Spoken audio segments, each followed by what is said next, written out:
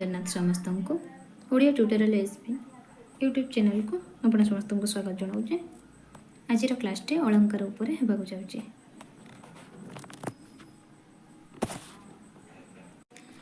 अलंकार अलंकार कहले कौन बुझियो जहा द्वारा अलंकृत करा जाए ताहा होचे अलंकार।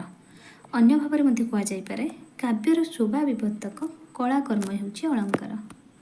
साधारणतः काव्य सौंदर्य वर्धन पाई कवि माने अलंकार प्रयोग करिथांती। अलंकार संज्ञा देखिए गले भामह अलंकार शास्त्र आद्य प्रणेता हेले मध्य ता पूर्वर भरत मुनि नाट्यशास्त्र रे उपमा रूपक दीपक जमक अलंकार नाम देखा मिले। भामहंकर बहीटी थिला काव्य अलंकार बही। दांडी तांकर काव्यदर्शी बही कहते कौन अलंकार काव्य शोभाकरण धर्मावलंकरणा बोली कहते। विश्वनाथ कविराज साहित्य दर्पण कहते। आनंदवर्धन ध्वनि आलोकर अलंकार संज्ञा देते। अलंकार विकृतिगत अर्थ होउछि जहा द्वारा अलंकृत बा भूषित करा जाए ताहा होउछि अलंकार। जहा अलंकृत अथवा सुशोभित करे ताहा होउछि अलंकार।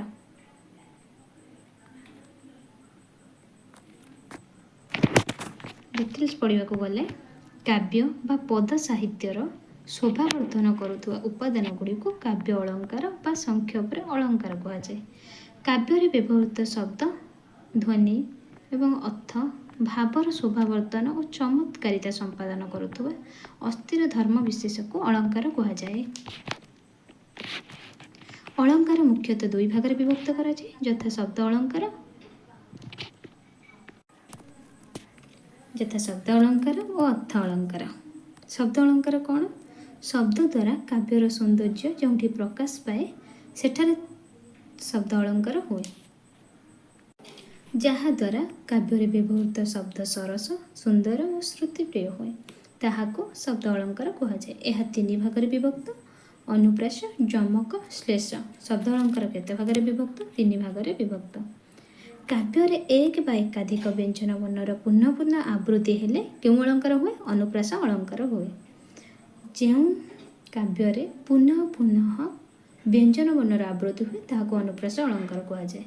यह पांच प्रकार होता है अनुप्रास अलंकार वृत्तानुप्रास श्रुत्य अनुप्रास लाट अनुप्रास छेका अनुप्रास और अंत अनुप्रास।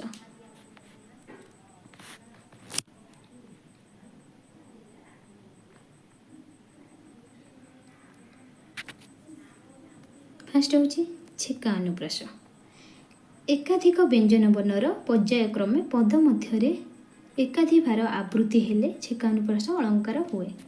जेपरि एग्जाम्पल देख नव कलिका बकालिका मालिका आली कालिका कांत स्मरी रक्षा केमंत करिबा मत करी गति के एमंत विचारी से।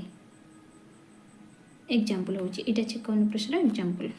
तापर आसले हमर वृत्त अनुप्रास एक बा एकाधिक व्यंजन वर्ण पद मध्य क्रमान्वय बा क्रमान्वय बिना पुनरावृत्ति घटिले वृत्त अनुप्रास अलंकार हुए। एग्जाम्पल स्वरूप अधिक संसार संगति विरति न करिबे चित्ते माने र वर्णर अधिक उच्चारित होछि।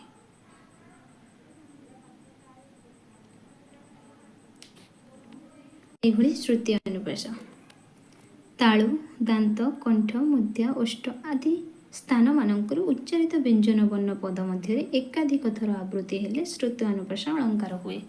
एग्जाम्पल स्वरूप आन आनंद को लक्ष्य नेबारे नुहे जन जनक जननी मनरे मोहे विदग्ध चिंतामणि रहीटा होछि जेटी न ज ल न आदि वर्णर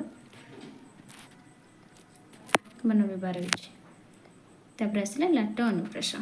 लाट अनुप्रास कौन पद मध्य शब्द और अर्थर पुनर्प्रयोग होउथिले मध्य सेमानक मध्य अर्थगत पार्थक्य परिलक्षित हेले लाट अनुप्रास अलंकार हुए। माने शब्द और अर्थर पुनर्प्रयोग हेले मध्य अर्थगत पार्थक्य देखागले ता लाट अनुप्रास हुए। जेपरि उपाधि जड़िते उपाधि रे आज करिबे जड़िते इटा होछि राधानाथ रायकर दरबार काव्यर एग्जाम्पल।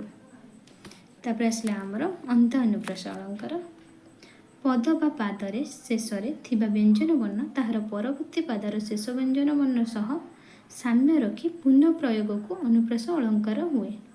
जेमती उत्कल कमला विलास दीर्घिका मराल मालिनी नीलांबु चिलिका। ये कर व्यवहार देखि केते रोचे माने पदर शेष को से तो गला अनुप्रास अलंकार विभागीकरण। एवं आसवा आमर जमक। जमक रोचे भिन्नार्थबोधक एक प्रकार शब्द मानकर पुनरावृत्ति हेले जमक अलंकार हुए। यह 5 प्रकार। प्रथम ये हूँ आद्य जमक। आद्य जमक कहले कौन पदर आद्य गोटे शब्द बारंबार व्यवहृत हो भिन्न भिन्न अर्थ प्रकाश कले ताहाको आद्य जमक अलंकार कहुए। एग्जाम्पल स्वरूप पथरे पथरे नारी कले मोद दास बाश्चल दासरे धुआ इले पाद। तापर आसला मध्य जमक।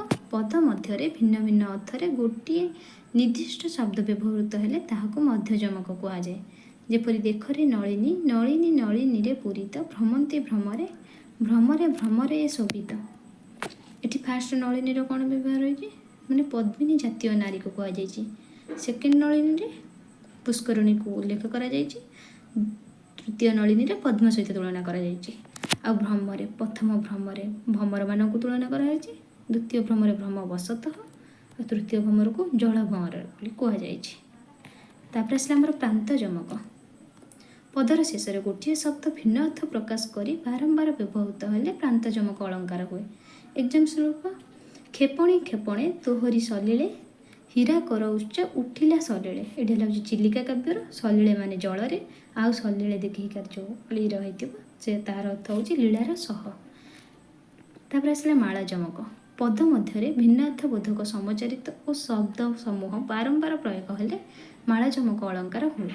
जेपरि एग्जाम्पल हूँ बृह भानु भानु प्रभा ताप नाही वृत माଳ माଳ माଳती लता जहिजे। ये वैदेशी विलासर एग्जाम्पल।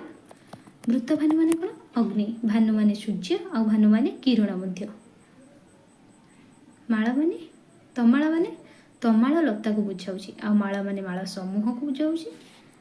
मालती लता माने मालती लता को बुझाऊँ। तापर आसले सर्वजमक। सर्वजमक कौन भिन्न अर्थबोधक एक प्रकार शब्द पद मध्य एकाधिक थर व्यवहृत हेले ताहा सर्वजमक होइଥାଏ। अहि मकर तापनासे शोभा सरस चक्रे अहि मकर तापनासे शोभा सरस चक्रे। यह हूँ तार एग्जाम्पल। सेहीपरि आमर श्लेष अलंकार। गोटे शब्द एक पदरे थरे मात्र व्यवहार हो भिन्न भिन्न अर्थ प्रकाश कले ताहाको शेष अलंकार कहुए। यह शेष अलंकार को 3 भाग में विभक्त कराई। अभंग सभंग भंगा भंग श्लेष। अभंग श्लेष कौन पदरे व्यवहृत शब्द को न भांगी भिन्न भिन्न अर्थ प्रयोग कले ताहाको अभंग श्लेष अलंकार कहुए। आ सभंग शेष कौन कहले पदरे व्यवहृत शब्द को भांगी नूतन अर्थ सृष्टि करागले ताहाको सभंग श्लेष कहुए।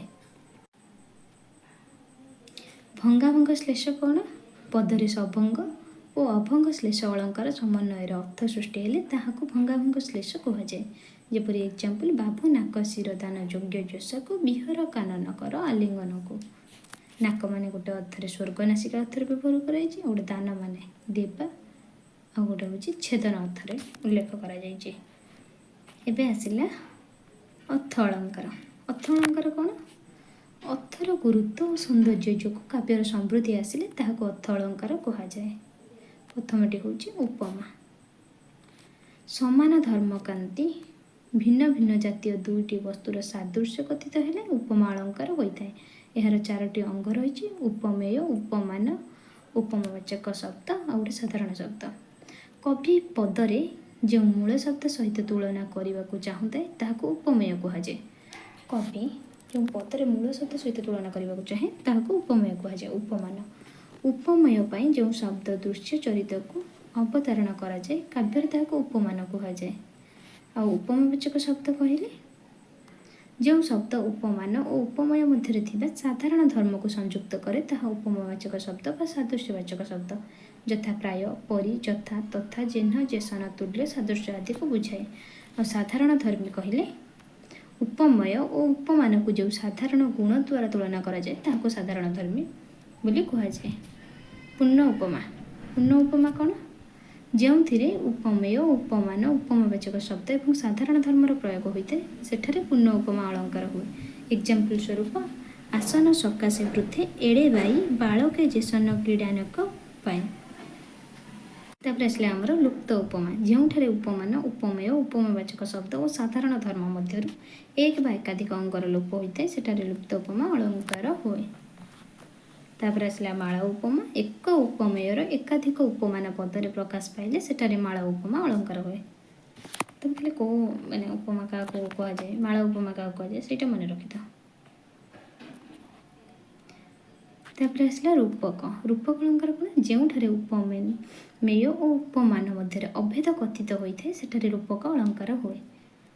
रूपक अलंकार प्रथम हूँ पारंपरिक रूपक जो गोटे वस्तुर आरोप निमित्त अन्य एक वस्तुर आरोप आवश्यक हुए से कौन हुए पारंपरिक रूपक अलंकार होता है। संग रूपक कौन सांग रूपक जो उपमेयर विभिन्न अंगरे उपमानर विभिन्न अंग आरोपित हुए सेठारे सांग रूपक अलंकार हुए। निरंग रूपक अलंकार कौन जो गोटे उपमेयर गोटे उपमानर आरोप होता है सेठारे निरंग रूपक अलंकार हुए। एग्जाम्पल गुड़क मुझे कहूनी बहुत लंबा हो वीडियो एगुड़िक तुम बही देखिदेवी। उत्पेक्ष अलंकार कौन प्रकृत वस्तुरे अपकृत वस्तुर संभावना करागले सेठारे उत्पेक्ष अलंकार हुए। यह दुई प्रकार व्यतिपेक्ष और प्रत्ययमान उत्पेक्ष अलंकार। विभावना अलंकार कौन कारण न थी कार्यर उत्पत्ति हेले विभावना अलंकार हुए। अनल नुहई देह दहई अस्त्र नुहई मरम भेदई नुहई तो जल बुड़ाई कूले नुहई मादक करे बिहले नुहई बड़सी को बड़े मने मीन निए आकर्षे। ये विदग्ध चिंतामणिर व्यतिरक अलंकार क्या कहुए उपमान ठार उपमेयर आधिक्य वर्णित हेले व्यतिरक अलंकार हुए। जमी नीली मारी बामा चारु केशपास तुनील विचिक कला उपहास एमती बहुत अलंकार मान अच्छे। आज क्लास ये शेष करुँच। आपड़ी क्लास भल लगी like share subscribe and comment करदे। जय जगन्नाथ।